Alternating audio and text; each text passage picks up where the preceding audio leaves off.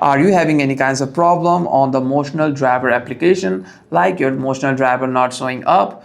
Well, there are some things that you need to consider to make sure that this problem doesn't repeat.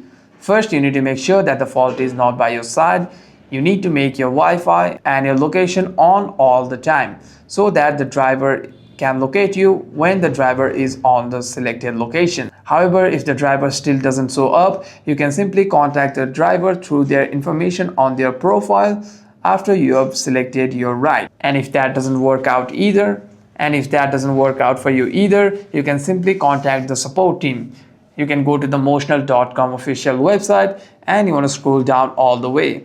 Here you'll see an option called Contact Us. Simply tap on it and you'll be able to see the official locations. If you want to go to these locations and simply troubleshoot your problem over there. However, if you want to send a mail, you can simply send your email on this website, on this mail over here. Hope this video was helpful, and if you have any further questions, make sure to leave a comment down below.